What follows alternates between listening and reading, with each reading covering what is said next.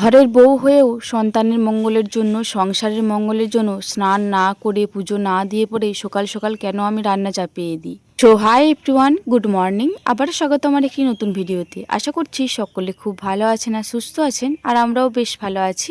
আজ হলো রবিবার, এখন ঘড়ির কাঁটায় ওই 8:45 মতো বাজবে। এখন থেকে আজকের ব্লগটি আমি শুরু করছি। আশা করছি আজকের ব্লগটি আপনাদের ভালো লেগে থাকবে। আজকের ব্লগটা শুরু করতে একটুখানি দেরি হয়ে গেল, আগে সকাল থেকে সেই রকম কোনো ভিডিও শ্যুট করিনি। যাই হোক, এইদিকে দেখলাম যে এই মুহূর্তে ভাতটা হয়ে গিয়েছে, তো ভাতটা নামিয়ে দিলাম। আজকে মিনিমাম 250 থেকে 300 মতো চাল নেওয়া হয়েছে, কারণ আজকে 4টে থেকে 5টা মতো কাকু খাবে। তাই গ্রামের সাইডে বাড়ি রয়েছে, তারা হয়তো সকলেই জানবেন যে এখন গ্রামের সাইডে প্রত্যেক মানুষের তিল এসেছে। তো ওই তিল আসার কারণে 4টে মতো কাকু করা হয়েছে। ওই 4টে কাকুই তিল আরে ঝাড়বে, সব কিছু করবে। তো ওই কাকুগুলো মুড়িও খাবে আর ভাতও খাবে। তো ওইদিকে ভাতটা নামিয়ে দিয়েছি, তরকারি পাতিগুলো দিদিভাই চাপাচ্ছে। তো ততক্ষণকে এদিকে ভাবলাম যে মাছটা বনিয়ে দিই। দিদিভাই থাকলে তো ওই তরকারি চাপানোর টেনশনটা থাকে না, দিদিভাই না থাকলে ওইদিকে তরকারি চাপিয়ে দিয়ে এসে পরে এইদিকে মাছ বানাতে হতো। তো দিদিভাই যেহেতু রয়েছে, তো ওইদিকে তরকারি চাপিয়ে দিচ্ছে আর আমি এদিকে মাছ বনিয়ে দিচ্ছি। আর আমি এদিকে মাছ বানাবো, সোনামা আমার কাছে আসবে না, সেটা কখনো হতে পারে? শুধু মাছ বানানো নয়, যে কোনো ক্ষেত্রেই যে কোনো কাজ করি নাই কেন ঠিক এসে পড়ে আমার কাছে বসে যাবে। শুধুমাত্র সোনামা বলে নয়, সোনা পাপাও কিন্তু এসেছিল। দুজনায় মিলে কিন্তু এই মাছ করে লাড়া ঘাটা করছিল। ওদেরকে এত মানা করা সত্ত্বেও কিন্তু ওরা শুনেনি। ওদের তো কোনো খাবারের প্রতি কোনো রকম এনার্জি নেই। সোনামা যদিও মাছটা খেয়ে থাকে, সোনা পাপা তো মোটেও খায় না, তবুও এই কাঁচা মাছগুলো এতটা পরিমাণে ঘাটে, কোনো কিছু আর বলার নেই। যাই হোক, ওইদিকে মাছটা বনিয়ে আমি গিয়েছিলাম সোনামাকে ঘুম পাড়াতে। আর এইদিকে দিদিভাই বেশ কটা কাজ সেরে রেখেছিল। এই মুহূর্তে শুধুমাত্র মাছের তেলটা ভাজতে রয়েছে, তো এই মাছের তেলটাই ভেজে নেবো। তো বলেইছি যে দিদিভাই যদি চলে আসে আপনাদের সাথে আর কোনো রকম রেসিপি শেয়ার করতে পারবো না, কারণ দিদিভাই একটা রান্না কমপ্লিট করি নাই। তো দিদিভাই এই মুহূর্তে সোনা পাপাকে ঘুম পাড়াচ্ছে, ততক্ষণকে আমি এইদিকে মাছের তেলটা ভেজে নিই। মাছের তেলের জন্য অল্প পরিমাণে জিরের ফোড়ন দিলাম আর একটা মতো লঙ্কা ফোড়ন দিলাম, তারপরে মাছের তেলটা দিয়ে দিলাম। এই গরম গরম মাছের তেলের সঙ্গে যদি গরম গরম ভাত হয়, তাহলে হয়তো আর কোনো কিছুই চাইবে না। আপনারা যারা এই মাছের তেল ভাজা খেতে পছন্দ করেন, আশা করছি জানবেন যে এই স্বাদটা কতটা। আমি দিদিভাই দুজনেতে প্রচণ্ড পরিমাণে পছন্দ করি। শুধুমাত্র আমি দিদিভাই বলে নয়, আমাদের বাড়ির কিন্তু প্রত্যেকটা সদস্য এই মাছের তেলটা প্রচণ্ড পরিমাণে পছন্দ করে। সেই কারণে যটা মাছ আসে আমি তটা মাছেরই তেলটা রাখার চেষ্টা করি। তবে আজকে দুঃখজনক ব্যাপার ছিল, আজকে প্রত্যেকটা মাছের তেল কিন্তু ভালো থাকেনি। দুটো মাছের তেল ভালো ছিল আর দুটো মাছের তেল খারাপ ছিল। তো ওই দুটো মাছের তেলটাই ভালো করে ভেজে রেখে দিলাম। গরম ভাতের সাথে এইটাই যদি অল্প পরিমাণে পাওয়া হয়, বেশ তৃপ্তি সহকারে খাওয়া হবে। এখন ঘড়ির কাঁটায় 12টা মতো বাজবে। এই মুহূর্তে আমি সবেমাত্র স্নান করে পড়ে এলাম। আজকে নিচেতে জেঠুদের ধান দিচ্ছে, তো সেই কারণে প্রচণ্ড পরিমাণে গুঁড়ো উঠছে। তো সেই কারণে আজকে ছাদেতেই মিলতে এসেছি। সকালে জামা কাপড়গুলো কিন্তু ছাদেতে মিলে দিয়ে গিয়েছিলাম, আর এই স্নান করে এসে পরেও জামা কাপড়গুলো ছাদেতেই মেলে দেবো। প্রথমে ভাবলাম যে ওই সাইডে শাড়িগুলো দিয়ে দেবো, তো দেখলাম যে ছায়া পড়ে গিয়েছে, তো সেই কারণে ভাবলাম এই সাইডে দিয়ে দেবো, শাড়িগুলো না হয় থাক। এই নিচেতে ছোট ছোট যে জিনিসগুলো রয়েছে, এই ছোট ছোট জিনিসগুলো মিলে দিই।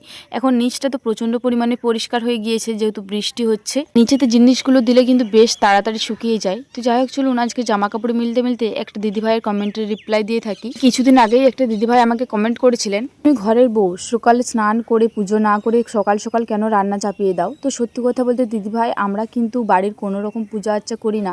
আমাদের মা, জেঠিমা, কাকিমা, বাকুলে সকলেই রয়েছে, ওরাই কিন্তু পুজো করে। আর আমাদের যে ঠাকুরটা রয়েছে সন্ন্যাসী ঠাকুর, এই ঠাকুরটির প্রত্যেক দিনের যে পুজোটা রয়েছে, ঠাকুরকে যে জল দেওয়াটা, ওটা যতক্ষণ আমরা শিষ্য হচ্ছি ততক্ষণ কিন্তু আমরা দিতে পারবো না। আর আমরা যেহেতু এখনো পর্যন্ত শিষ্য হয়নি, তো সেই কারণে আমরা ঠাকুরকে জল দিতেও পারি না। আর আমাদের যেহেতু বাচ্চা ছেলের মা, কাপড় আচারের কোনো রকম বিচার নেই, সেই কারণে আমরা এখনো পর্যন্ত শিষ্য হইনি। আমাদের ইচ্ছা আছে আমাদের বাচ্চাগুলো বড় হবে, তারপরে আমরা শিষ্য হব, তারপরে আমরা যে কোনো ঠাকুরের কাজ করব। সকাল করে রান্না করার কথা বলতে গেলে ওই যে বাচ্চা ছেলে নিয়ে করি, তো সেই কারণে সকাল সকাল করে নিই। এখন ঘড়ির কাঁটায় বিকাল ওই 5:30 মতো বাজবে। এই মুহূর্তে আমি আর দিদিভাই রুটি করতে বসবো। তো এইদিকে আমি নিচিগুলো পাকিয়ে নিচ্ছি। সবার প্রথমে ডেলিগুলো কেটে নিচ্ছি, তারপরে নিচিগুলো পাকিয়ে নেবো। আজকে সোনামা বেশ অনেকক্ষণ হলো বেরিয়েছে, এখনো পর্যন্ত ঘর ঢোকেনি।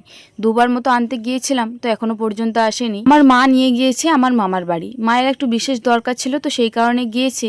মা বললে যেতে একটুখানি দেরি হবে, আর কাউকে পাচ্ছেও না যে কারো হাতে পাঠিয়ে দিবে। সোনামাকে তো প্রত্যেক দিন মায়ের কাছে দিয়ে আসি, তবে 1-1.5 ঘন্টা পেরিয়ে গেলে না মনটা একটু কেমন আনচান করে। যতই মায়ের কাছে দিয়ে আসি না কেন আর যতই ঠায়ে থাকুক না কেন, বিশেষ করে টেনশন লাগে সোনামা সোনামায়ের জল খাওয়া নিয়ে আর সোনামায়ের টয়লেট করা নিয়ে। ও যদি কারোর কাছে থাকে টয়লেটও করবে না, জলও খাবে না। জলটা যদিও খায় মোটেও কিন্তু টয়লেট করবে না, তো সেই কারণে একটু বিশেষ করে টেনশনটা হয়।